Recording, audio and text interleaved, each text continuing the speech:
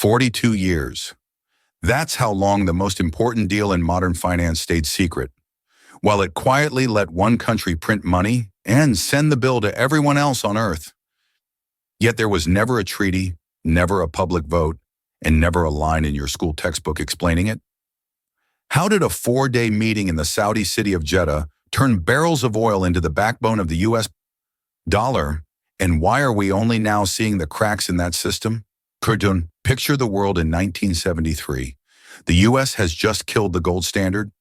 The dollar is sliding, inflation is rising, and confidence is evaporating. Then Arab oil producers shut off the taps. Gas lines curl around American blocks. In London, inflation will soon hit 25%. Governments everywhere stare at the same nightmare question. If the dollar is no longer backed by gold, what is it worth?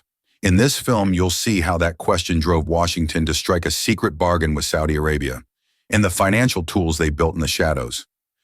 You'll learn who actually held the money, what invisible debt was building in the background, and the black swan shocks that almost shattered the system.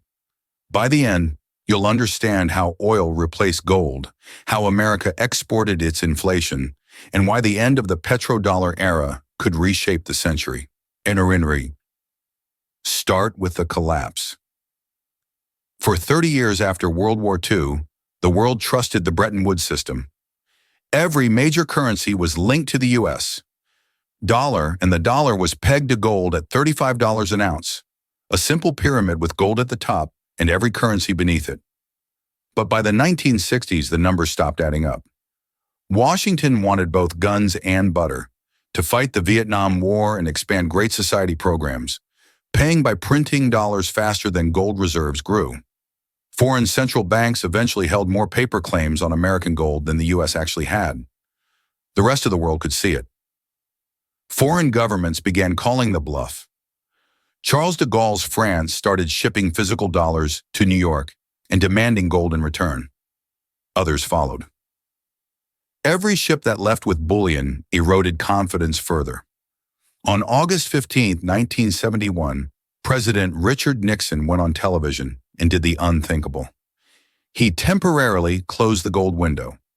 From that day, foreign governments could no longer trade their dollars for gold at a fixed rate. The pyramid lost its anchor overnight. The dollar became a pure fiat currency, backed only by faith in a government already sinking into Watergate. Investors bolted. Freed from gold, the dollar slid on foreign exchange markets. The Federal Reserve expanded the money supply more aggressively, and inflation climbed. By 1971, the U.S. recorded its first trade deficit since the 19th century. The rest of the world looked at their growing piles of dollars and quietly asked, "Why should we keep holding this?" In Washington, officials knew they needed a new foundation. If gold was gone, they needed another commodity so essential that every country on Earth would be forced to hold dollars to buy it. That commodity would be oil. Then came the shock that forced their hand.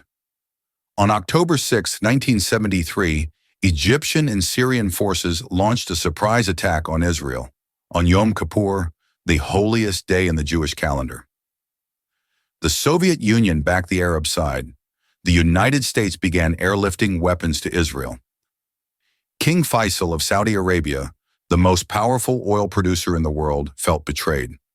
For years, he had warned American officials, no unlimited partnership without progress on the Palestinian issue. Now, watching U.S. cargo planes resupply Israel, he reached for the one tool that could hurt Washington most. On October 16, 1973, Arab oil producers announced a 70% price increase and production cuts. Shortly after, they imposed a full embargo on the United States and several allies. The effect was immediate and brutal. Oil prices quadrupled from about $3 to nearly $12. American gasoline prices spiked. Drivers waited in lines that snaked for blocks, sometimes only to find the pumps already dry. Factories cut shifts. The stock market lost almost half its value. Inflation, already rising, accelerated even as growth stalled. That toxic combination, prices soaring while the economy sputtered, became known as stagflation. For Henry Kissinger and the National Security Team, it wasn't just economic, it was existential. What if Saudi Arabia, furious with Washington's support for Israel, turned toward Moscow? What if the world's largest oil reserves ended up under Soviet influence? Oil had suddenly become both the weapon and the prize. In the middle of this crisis, one man received a mission that sounded almost impossible. Go to Saudi Arabia, end the economic war, and somehow make their oil save the dollar. Meet William E. Simon. Before he became Treasury Secretary in 1974, Simon was a bond trader at Salomon Brothers. His job was to move staggering volumes of U.S. government debt every day. He understood how markets priced risk and where money liked to hide. To Nixon and Kissinger, that made him perfect. This wasn't a philosophical negotiation. It was a liquidity problem. The Saudis suddenly had more dollars than they could use. America suddenly needed those dollars back. If someone could turn that mismatch into a system, Simon could. Across the table from him stood King Faisal bin Abdulaziz Al Saud. Faisal was austere, soft-spoken, and deeply devout. He saw the creation of Israel as a grave injustice, and he despised communism as a godless danger to the Islamic world. His position was precarious. The oil embargo had made him a hero on Arab streets, but it also flooded Saudi Arabia with money the economy couldn't absorb. Too much cash could ignite domestic inflation and social unrest. Faisal needed a powerful protector, but he could not be seen publicly embracing the United States, Israel's patron. To be viewed as Washington's open client could be fatal. In July 1974, Simon and his deputy, Jerry Parsky, boarded a flight from Andrews Air Force Base. Officially, it was a routine tour of Europe and the Middle East. Unofficially, everyone on that plane knew the truth. Failure was not an option. If Simon couldn't persuade the Saudis, the dollar might lose its role at the center of the system, and the already shaken U.S. economy could slide into something far worse. The real negotiations would take place not in grand conference halls, but in controlled private meetings in Jeddah on Saudi Arabia's Red Sea coast. Imagine stepping off the plane into the thick, humid heat of Jeddah in midsummer. Inside air-conditioned rooms, the American team unfurled their pitch. They didn't just offer weapons. They offered a blueprint. The U.S. would help build a modern Saudi state. Desalination plants, power grids, roads, schools, military bases. There would be a new joint commission, G-Corps, that would channel Saudi money into American companies to do the work. But the core of the bargain was far more radical and far more secret. Saudi Arabia would agree to two things: price its oil exclusively in U.S. dollars and recycle the vast dollar surpluses it earned into U.S. government debt. In return, Washington would offer protection, weapons, technical modernization, and something just as vital to Faisal: discretion. For the king, one condition was non-negotiable: secrecy. If the Arab public discovered that the same regime leading the oil embargo was quietly funding the U.S. Treasury, the backlash could be explosive. Other Arab leaders could denounce Saudi Arabia as a traitor. Religious hardliners could challenge the monarchy's legitimacy as guardian of Mecca and Medina. So any financial arrangement had to be invisible. Simon and his team faced a problem. Treasury auctions are among the most transparent operations in government. Investors know who buys and in what volume. A sudden Saudi bid for billions in bonds would light up every trading desk in the world. The solution was an elegant piece of financial camouflage. They called it the add-on facility. Here's how it worked. First, the Treasury held its regular public auction of bills, notes, and bonds. Dealers and foreign governments submitted bids. The auction closed and a market price was set. Then in the shadows, the Treasury quietly created an extra slice of that same debt, an add-on tranche, just for the Saudi Arabian Monetary Agency. The Saudis bought those securities at the average auction price. They got a fair deal. But because their purchases happened outside the bidding process, no one saw them coming. No headline ever read Saudi Arabia buys billions in U.S. debt. On paper, their holdings were hidden inside a vague category: oil exporters. Lumped together with smaller producers like Kuwait and Nigeria, Saudi Arabia vanished into the crowd.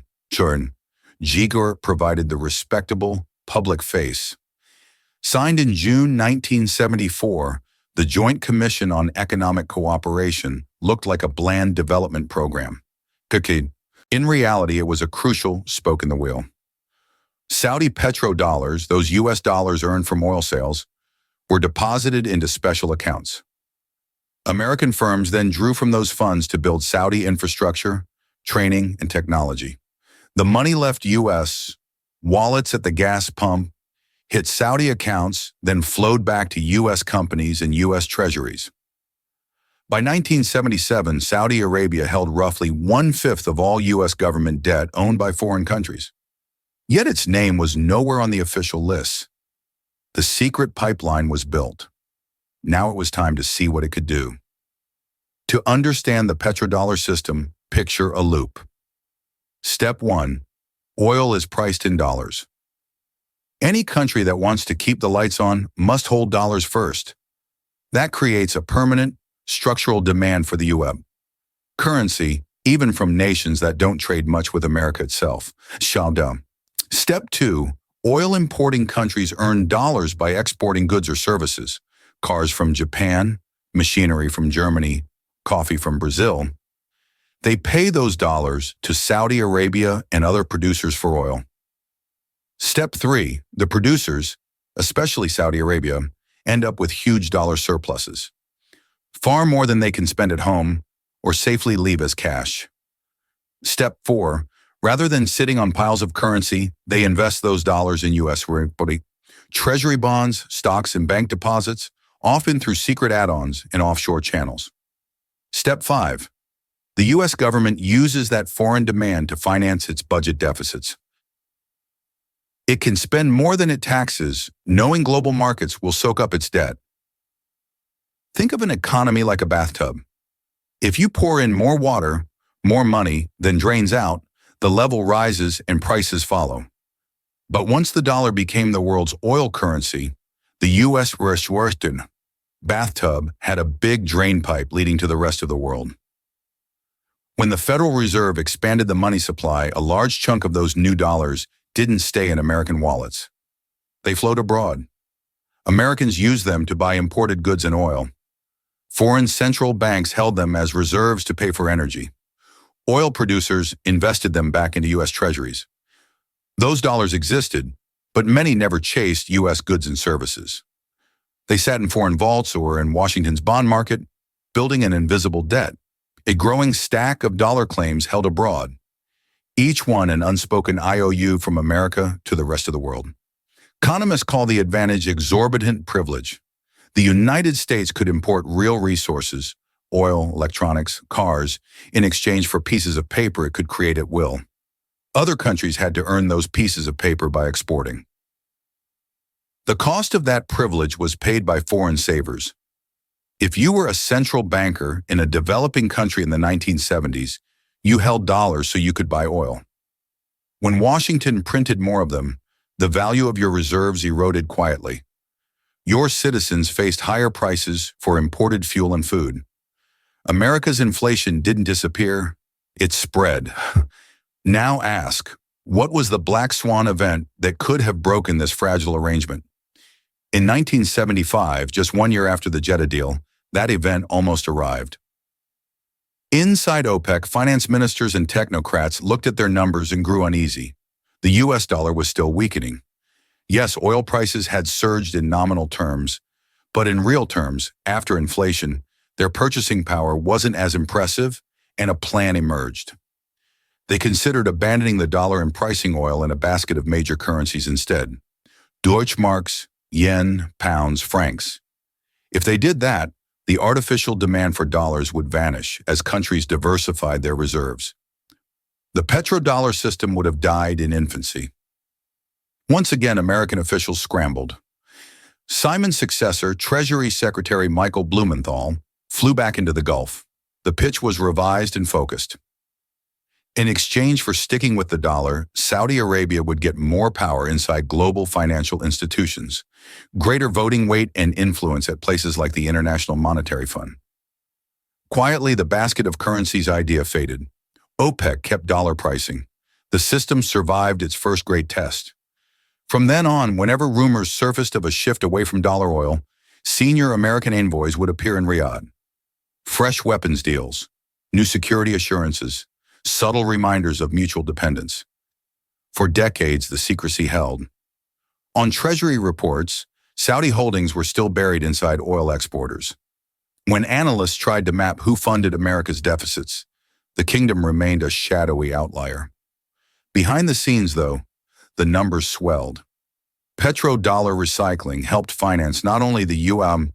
government, but also Western banks, which then lent surplus dollars to developing countries, Latin America, Africa, parts of Asia. It worked until the Federal Reserve finally slammed the brakes. To crush inflation in the early 1980s, the Fed under Paul Volcker hiked interest rates dramatically. Dollar borrowing costs exploded. Developing countries suddenly couldn't service their dollar debts. A series of brutal debt crises followed: defaults, emergency bailouts, and long stretches of stagnation. Once again, the U.S. adjusted its domestic settings. The rest of the world absorbed much of the pain. Then in 2016, the veil slipped. Bloomberg News filed a Freedom of Information Act request, pushing for a country-by-country breakdown of foreign U.S. Treasury holdings, and for the first time in 41 years, the U.S. government published a number for Saudi Arabia: $117 billion. A few weeks earlier, as Congress debated a bill allowing lawsuits against foreign governments over the 9/11 attacks, Saudi officials had warned that, if their assets could be frozen, they might be forced to dump their U.S. securities. The Petrodollar pipeline was no longer just a quiet advantage. It was a potential weapon for both sides.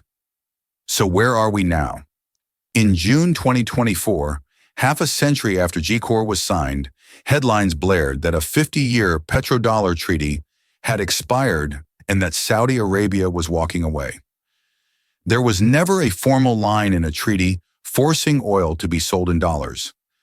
That understanding was always part handshake, part habit, part shared interest. What did expire was the original charter for the Public Joint Commission. But symbols matter. And in recent years, Saudi Arabia has begun experimenting, pricing some shipments to China in yuan, talking more openly about a multipolar currency world. The foundation laid in the 1970s is still there. The depth of U.S. and capital markets, the inertia of dollar contracts, the embedded global reserves. But the certainty that oil must equal dollars forever is gone. Step back and look at the story as a whole. In the early 1970s, the United States faced a currency without gold and an oil shock that exposed its weakness.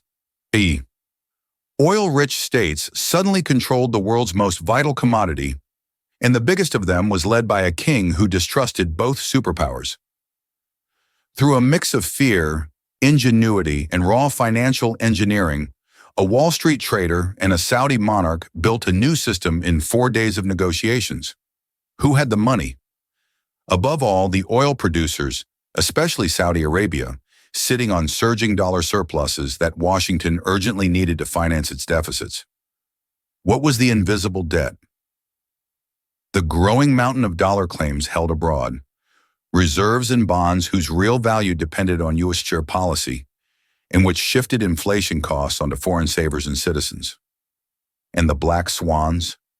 First, the 1973-74 embargo that nearly crashed the Western economy. Then the near break in 1975, when OPEC almost abandoned the dollar for a currency basket. By tying oil to the dollar, Washington turned a moment of weakness into a pillar of strength. Oil became the new gold. The dollar, backed not by metal in Fort Knox, but by the world's thirst for energy and America's promise of protection, reigned for another 50 years. Yet every system built in crisis carries hidden fractures. The petrodollar world let the U.S.